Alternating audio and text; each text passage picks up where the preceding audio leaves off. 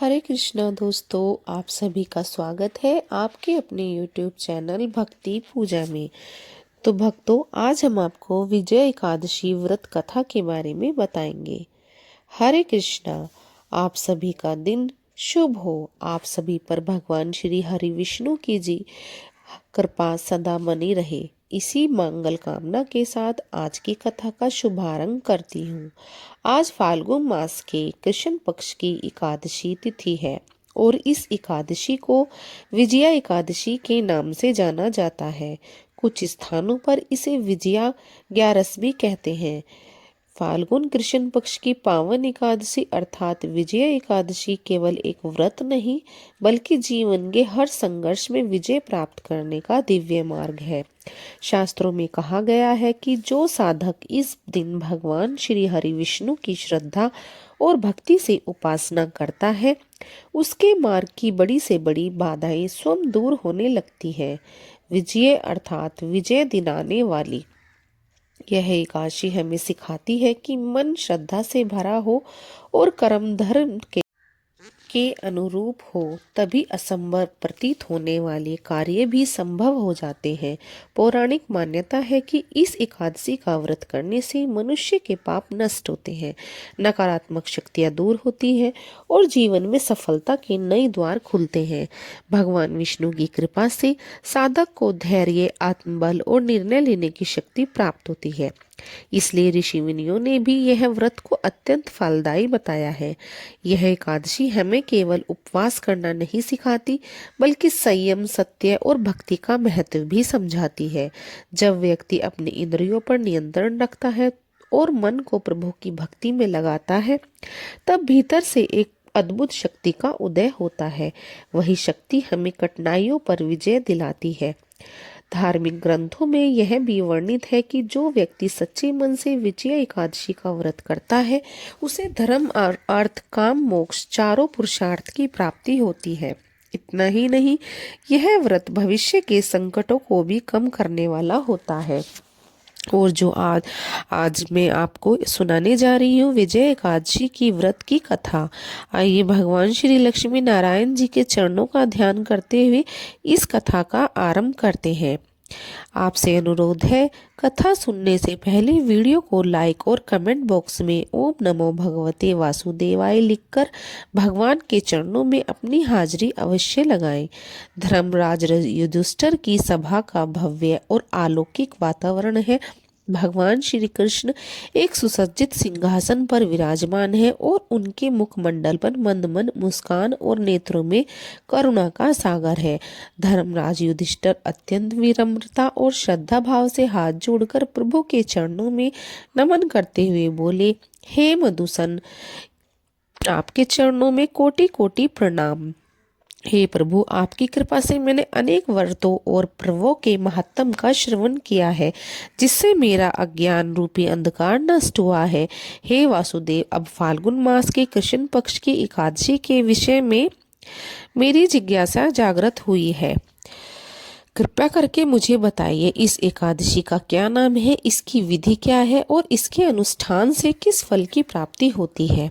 हे जगदीश्वर, अपने भक्त पर कृपा करें और इस पुण्यमयी कथा का विस्तार सहित वर्णन कीजिए। भगवान श्री कृष्ण युधिष्ठिर की विनीत वाणी सुनकर अत्यंत प्रसन्न हुए। उनकी वाणी में मेघों जैसी गंभीरता और अमृत जैसी मिठास थी। वे बोले, हे धर्मराज युधिष्ठिर, तुम धन्य हो क्योंकि तुम्हारी इच्छा सदैव धर्म और अध्यात्म के गूढ़ इस रहस्य को जानने में लगी रहती है। तुमने जगत के कल्याण हेतु अति उत्तम प्रश्न किया है। हे युधिष्ठिर, फाल्गुन मास के कृष्ण पक्ष की एकादशी को विजय एकादशी के नाम से जाना जाता है। जैसा कि इसके नाम से ही स्पष्ट है, यह एकादशी विजय प्रदान करने वाली होती है। हे राजन, इस एकादशी का महत्व अत्यंत पावन और पाप नाशक है। प्राचीन काल में देव ऋषि नारद ने भी ब्रह्मा जी से यही प्रश्न किया था। यह व्रत शत्रुओं पर विजय दिलाने वाला और घोर से घोर पापों का शमन करने वाला होता है। जो मनुष्य इस विजय एकादशी के व्रत को विधि विधान और श्रद्धा से करता है, उसे इस लोक में कीर्ति और परलोक में मोक्ष की प्राप्ति होती है। अब मैं तुम्हें इस व्रत से जुड़ी एक प्राचीन कथा सुनाती हूँ, जिसे श्रवण करने मात्र से मनुष्य के समस्त पाप नष्ट हो जाते हैं। और ध्यान पूर्वक इसको सुनो। हे युधिष्ठिर, त्रेता युग की बात है, जब मर्यादा पुरुषोत्तम भगवान की श्री राम पिता की आज्ञा का पालन करने के लिए 14 वर्षों का वनवास स्वीकार किया। माता जानकी और भ्राता लक्ष्मण के साथ दंडकारण्य वन में निवास कर रहे थे। उस समय लंकापति रावण छल और कपट का सहारा लेकर माता सीता का हरण करके ले गया। इस जघन्य कृत्य से भगवान राम का हृदय विरह की अग्नि में जलने लगा। वे माता सीता की खोज में वनगिरी, कंदराओं और नदी तटों पर भटकने लगे। उस समय प्रभु की दशा अत्यंत करुण थी, मानो साक्षात वियोग ही देह धारण कर विलाप कर रहा हो। वन में भ्रमण करते हुए उनकी भेंट मरणासन जटायु से हुई, जिन्होंने रावण द्वारा सीता हरण का समाचार दिया और प्राण त्याग दिए। तत्पश्चात प्रभु राम की मित्रता सुग्रीव से हुई और वानर सेना का गठन हुआ। भक्तराज हनुमान ने लंका जाकर माता सीता का पता लगाया और प्रभु को उनका संदेश दिया। माता सीता का समाचार पाकर भगवान राम अपनी विशाल वानर सेना और भालू वीरों के साथ लंका विजय के लिए प्रस्थान कर गए। सुग्रीव, हनुमान, अंगद, जामवंत और नल नीर जैसे महावीरों से सुसज्जित वह सेना समुद्र के तट पर जा पहुंची। किंतु हे राजन, वहां पहुंचकर प्रभु राम के समक्ष एक विशाल और विकराल समस्या आ खड़ी हुई। सामने अगाध अपार एक गर्जना करता हुआ महासागर ठाठे मार रहा था। उस सागर में मगरमच्छ और अनेक हिंसक जल जंतु निवास करते थे। उनका विस्तार इतना था कि दूसरा तट दिखाई भी नहीं देता था। उस विशाल सागर को देखकर वानर सेना बहुत चिंतित हुई। भगवान राम ने स्वयं शक्तिमान होते हुए भी मानव लीला कर रहे थे। वे अत्यंत गंभीर हो गए। उन्होंने लक्ष्मण जी को अपने समीप बुलाया और चिंता व्यक्त करते हुए कहा, हे लक्ष्मण, यह सागर अत्यंत विशाल और भयभीत करने वाला है। इसमें अगिनत ग्रह और मगरमच्छ भरे पड़े हैं। इसकी गहराई का कोई धा नहीं है। बिना किसी दैवीय उपाय के इस विशाल वानर सेना का इस सागर को पार कर लंका पहुंचना और रावण जैसी मायावी राक्षस पर विजय प्राप्त करना अत्यंत दुष्कर प्रतीत होगा। हमें कोई ऐसा मार्ग खोजना होगा जिससे यह बाधा पार हो सके और हम सीता का उद्धार कर सके। लक्ष्मण जी प्रभु के अन्य भक्त और सेवक थे। उन्होंने विनयपूर्ण हाथ जोड़कर कहा कि हे रघुकुल शिरोमणि, आप तो स्वयं आदि पुरुष हैं। आपके लिए कुछ भी असंभव नहीं, परंतु मानव धर्म का निर्वाह करते हुए यदि आप उपाय पूछ रहे हैं तो इसी वन में इस समुद्र तट से कुछ योजन की दूरी पर एक परम तपस्वी और त्रिकालदर्शी ऋषि का आश्रम है। उनका नाम बलदाल भव्य मुनि है। वे अनेक प्राचीन विधाओं के ज्ञाता हैं और उन्होंने अपनी तपस्या से ब्रह्मा जी को भी प्रसन्न किया है। मेरा ऐसा विचार है कि हमें उन महर्षि के पास जाना चाहिए। वे अवश्य ही इस संकट से उभरने का और विजय प्राप्ति का कोई सुगम मार्ग बताएंगे। लक्ष्मण जी का यह सुझाव सुनकर भगवान राम अत्यंत प्रसन्न हुए। उन्होंने सोचा कि संतों का दर्शन और सत्संग सदैव कल्याणकारी होता है। ऋषि मुनियों की शरण में जाने से बड़े संकट टल जाते हैं। जब भगवान राम ने लक्ष्मण की यह बात स्वीकार की और अगले दिन ही प्रातःकाल वह अपने लक्ष्मण के साथ श्री मुनि के आश्रम की ओर प्रस्थान कर गए। आश्रम का वातावरण अत्यंत शांत और पवित्र था। वहां हिंसक पशु भी अपना वैर भूलकर एक साथ विचरण करते थे। वेद मंत्रों की ध्वनि से पूरा वन गूंज रहा था। वहां पहुंचकर भगवान राम ने देखा कि महामुनि बालकाभ्य और अपने आसन पर विराजमान है और उनका तेज सूर्य के समान प्रतीत हो रहा है। प्रभु राम ने अत्यंत श्रद्धा भाव से मुनि के चरणों में प्रणाम किया और हाथ जोड़कर उनके समक्ष खड़े हो गए। मुनि ने त्रिकालदर्शी थे, जो भगवान राम को देखते ही पहचान गए कि स्वयं पुराण पुरुषोत्तम उनके आश्रम में पधारे हैं। फिर भी शिष्टाचार का पालन करते हुए उन्होंने पूछा कि हे राजकुमारों, आपका इस निर्जल वन में आगमन कैसे हुआ? आपके मुख पर चिंता की रेखाएं क्यों हैं? कृपया करके आप अपने प्रयोजन बताइए। भगवान राम ने अत्यंत विनम्रता से अपना परिचय दिया और अपनी व्यथा सुनाई कि हे मुनिवर, मैं दशरथ पुत्र राम हूँ और यह मेरा अनुज लक्ष्मण है। लंकापति रावण मेरी पत्नी सीता का हरण करके ले गया है। मैं अपनी वानर सेना के साथ उस पर आक्रमण करने और सीता को मुक्त कराने हेतु समुद्र तट पर आया हूँ। किंतु हे ऋषिवर, यह अगाध महासागर हमारे बीच में बाधक बना हुआ है। इसे पार करना अत्यंत कठिन है। कृपया करके आप कोई ऐसा उपाय बताइए, ऐसा कोई व्रत या अनुष्ठान बताइए जिसके प्रभाव से हम इस दुस्सागर पार कर सके और युद्ध में विजय प्राप्त कर सके। भगवान राम के इन वचनों को सुनकर ऋषि बोले और उन्होंने आंख बंद कर ली और ध्यान मगन हो गए। कुछ क्षणों के बाद उन्होंने अपने नेत्र खोले और अपने मुख पर एक दिव्य आभा प्रकट करी। ऋषि ने कहा कि हे रघुनंदन, अपनी व्यथा में भली भांति समझ रहा हूँ। यह समुद्र वास्तव में दुरस्त है और रावण जैसा शत्रु मायावी शक्ति से संपन्न है। साधारण उपायों से उस पर विजय प्राप्त करना कठिन है, किंतु शास्त्रों में एक ऐसा अमोघ और परम शक्तिशाली व्रत बताया गया है जिसके प्रभाव से असंभव भी संभव हो जाता है। हे राम, यदि आप अपनी सेना के प्रमुख वीरों के साथ विजय एकादशी का व्रत पूर्ण विधि विधान और निष्ठा से करेंगे तो निश्चित ही आपको विजयश्री प्राप्ति होगी। यह समुद्र आपको मार्ग देगा और लंका पर आपकी विजय हो जाएगी। भगवान राम ने उसका उत्सुकता पूर्वक पूछा कि हे मुनिवर, आप उस व्रत को विधि विधान से बताइए ताकि हमारे अनुष्ठान में कोई त्रुटि न रह जाए। ऋषिवर बोले, हे राम, फाल्गुन मास के कृष्ण पक्ष की एकादशी को विजय एकादशी कहते हैं। इसकी विधि दशमी तिथि से ही आरंभ हो जाती है। सर्वप्रथम दशमी के दिन एक पवित्र और स्वच्छ स्थान का चयन कीजिए। वहां पर वेदी स्थापित करें। उस वेदी पर 7 प्रकार के 7 धान्य रखें। इसके पश्चात उस धान्य के ऊपर एक कलश की स्थापना करें। यह कलश सोने, चांदी, तांबे, मिट्टी का हो सकता है, परंतु स्वच्छ और सुदृढ़ होना चाहिए। कलश को जल से भरें और उसके कंठ पर अशोक या आम के पत्तों से सजाएं। कलश के ऊपर एक पात्र रखें। उस पात्र में भगवान नारायण की एक प्रतिमा स्थापित करें। हे राम, यह प्रतिमा साक्षात नारायण का स्वरूप होगी।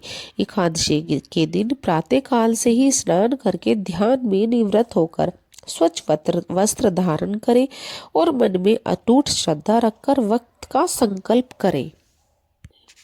फिर उस कलश के समक्ष बैठकर भगवान श्री हरि की पूजा करें। उन्हें धूप, दीप, नैवेद्य, चंदन और विशेष रूप से तुलसी दल अर्पित करें। दिन भर मन ही मन ओम नमः भगवतो वासुदेव का जाप करते रहें। हे पुरुषोत्तम, इस व्रत में रात्रि जागरण विशेष महत्व है। रात्रि के समय कलश के समक्ष शुद्ध घी का दीपक जलाएं और भगवान की स्तुति, कीर्तन और भजन करते हुए रात्रि व्यतीत करें। काम, क्रोध और निद्रा का त्याग कर केवल ईश्वरीय चिंतन में लीन रहे। तत्पश्चात द्वादशी के दिन सूर्योदय होने पर उस कलश और प्रतिमा का पूजन पुनः करें। फिर किसी सदाचारी और योग्य ब्राह्मण को वह कलश अन्न और वस्त्र सहित दान कर दे, भोजन कराएं और अंत में स्वर्ण पान करें। हे राम, यह विजय एकादशी का व्रत व्रज के समान अभेद है। जो भी मनुष्य अथवा देवता इस विधि से व्रत को पालन करता है उसके तीनों लोकों में कोई भी परास्त नहीं कर सकता। आप अपनी वानर सेना के सेनापतियों के साथ इस व्रत को धारण करें। मुझे पूर्ण विश्वास है कि इसके पुण्य प्रभाव से आप सरलता से सागर पार कर लेंगे और दुराचारी रावण का अंत करेंगे। ऋषि के मुख से विजय एकादशी का व्रत यह रहस्य जानकर भगवान राम का मुखमंडल खिल उठा। उनके मन में चिंता के बादल छट गए। उन्होंने ऋषि के चरणों में अपना नतमस्तक होकर प्रणाम किया। भगवान राम ने कहा कि हे ऋषिवर, आपने मुझे विजय का वह मार्ग दिखाया है तो जो अब तक अदृश्य था। आपकी कृपा से मुझे विजय अब प्रत्यक्ष दिखाई दे रही है। मुझे अवश्य ही इस विधि का पालन करना होगा। आशीर्वाद प्राप्त कर भगवान राम लक्ष्मण के साथ समुद्र तट पर छावनी में लौट आए। वहां पहुंचकर उन्होंने सुग्रीव, हनुमान, जांगवत, अंगद और विभीषण आदि प्रमुख वीरों को बुलाया और ऋषि द्वारा बताए गए विजय एकादशी के व्रत के महत्व और विधि का वर्णन किया। प्रभु की आज्ञा और ऋषियों के वचन पर विश्वास कर पूरी वानर सेना में उत्साह की लहर दौड़ गई। फाल्गुन मास के कृष्ण पक्ष की एकादशी तिथि का आरंभ हुआ। समुद्र तट जहाँ कल तक केवल चिंता और कोलाहल था, वहां एक विशाल यज्ञशाला दृश्य उत्पन्न हो गया।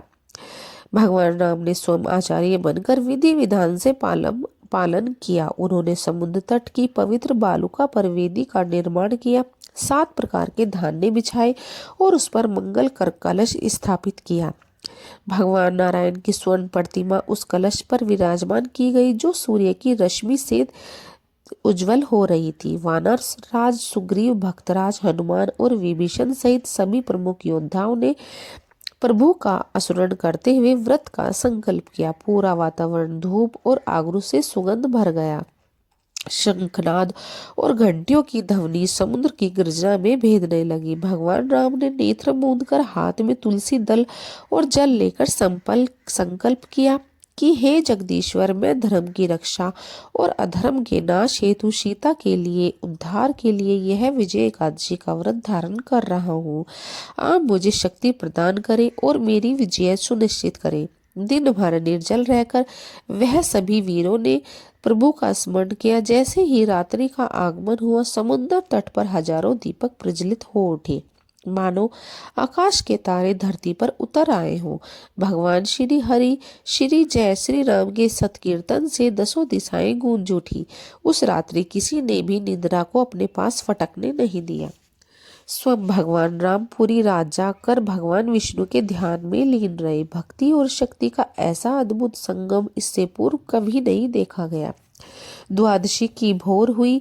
भगवान राम ने विधि पूर्वक ब्राह्मणों को दान दक्षिणा दी, कलश का विसर्जन किया और व्रत का पारण किया। व्रत संपन्न होते ही एक अद्भुत घटना घटी। जैसे ही भगवान राम ने विधि पूर्वक विजय एकादशी के व्रत का पारण किया, वैसे ही प्रकृति में शुभ संकेत दिखाई देने लगे।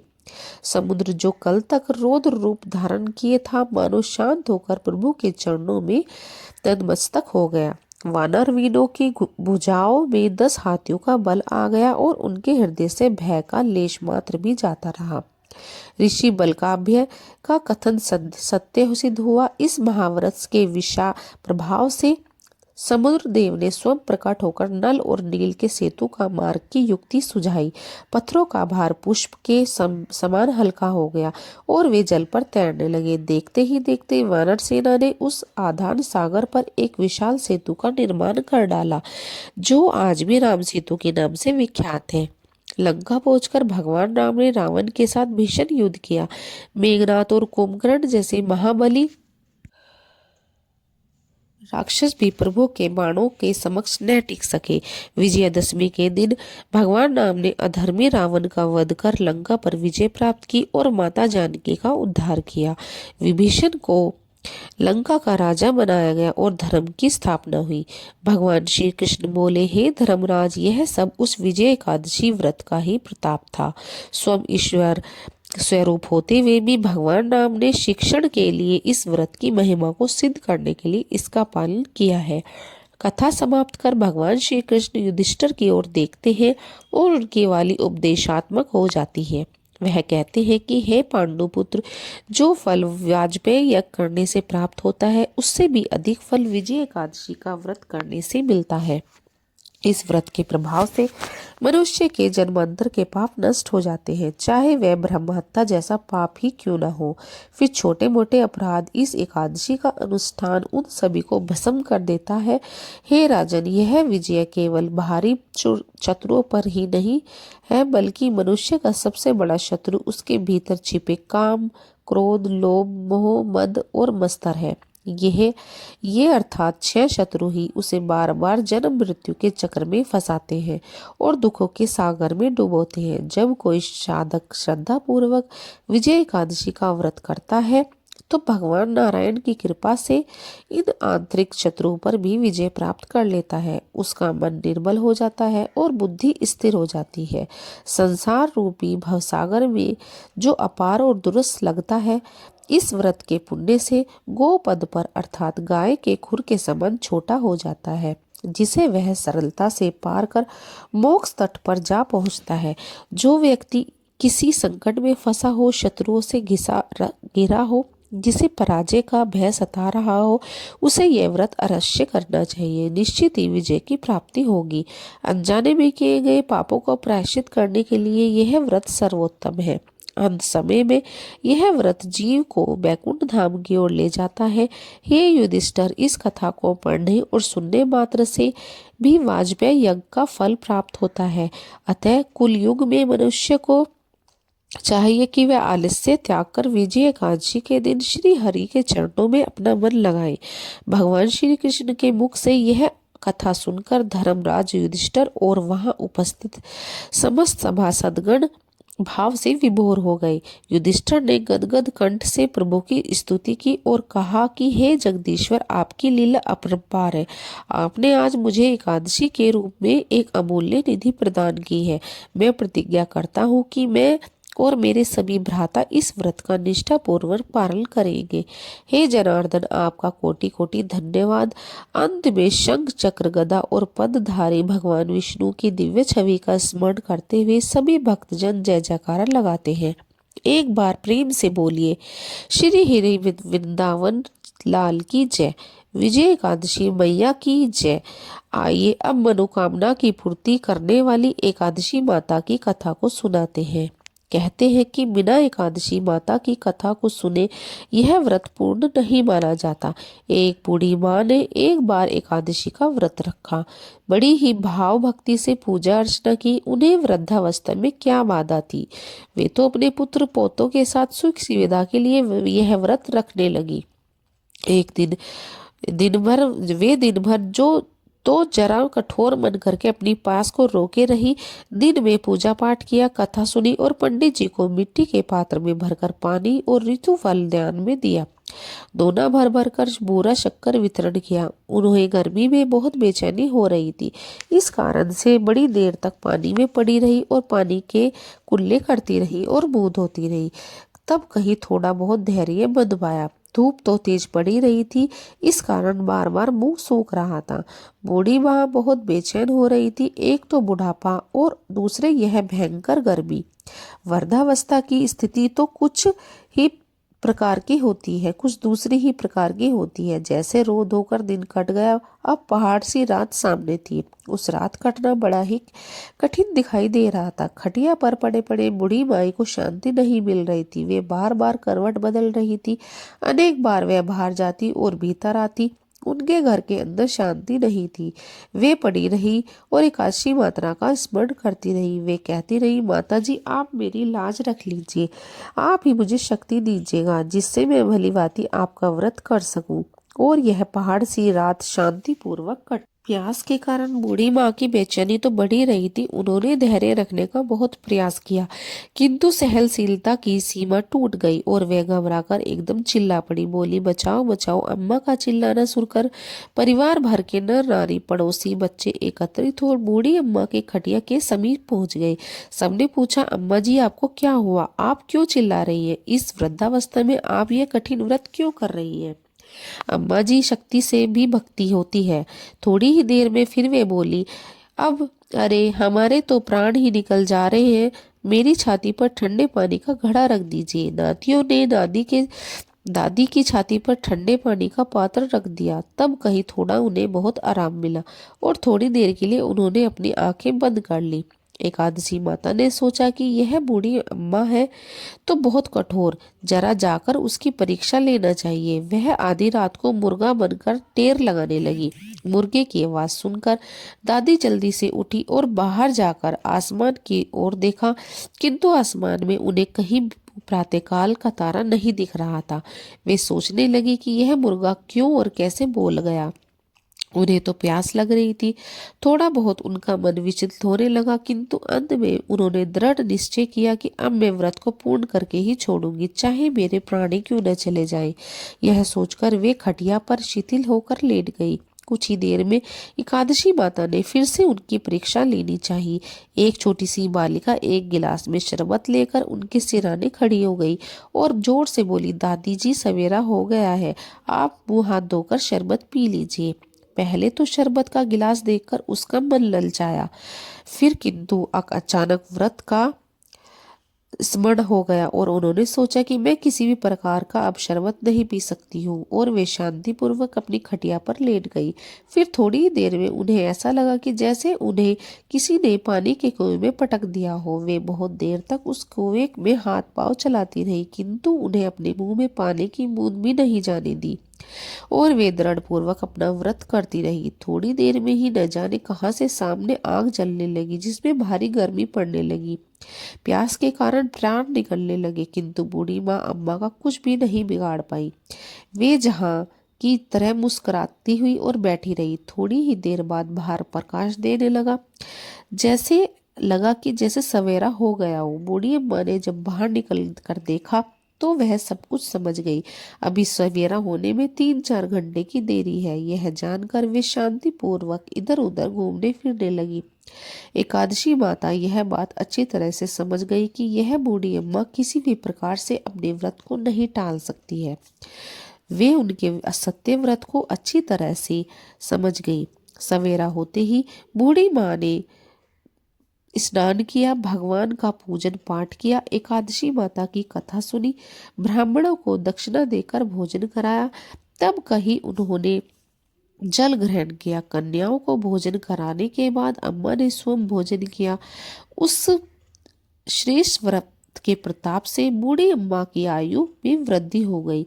उसका घर परिवार हरा भरा हो गया। घर में अब उन्हें कोई अभाव नहीं रहा। वे हर तरह से सुख साधनों से संपन्न हो गई। नाती नातिन से उसका घर भर गया, और वे उसी दिन से 12 महीने की एकादशी का व्रत करने लगी। एकादशी माता के व्रत के प्रताप से इस संसार में हर प्रकार के सुख भोगकर अंत में बैकुंठ धाम में चली गई। जैसे एकादशी माता ने बूढ़ी माता और उनके परिवार को हरा भरा किया, ऐसे ही माता हम सभी की मनोकामना को पूर्ण करे। बोलो जय विजया एकादशी। हर हर महादेव। ऐसी ही अन्य कथाओं को सुनने के लिए हमारे चैनल को सब्सक्राइब कीजिए, और वीडियो पसंद आया हो तो लाइक कीजिए। जय श्री कृष्ण। हर हर महादेव।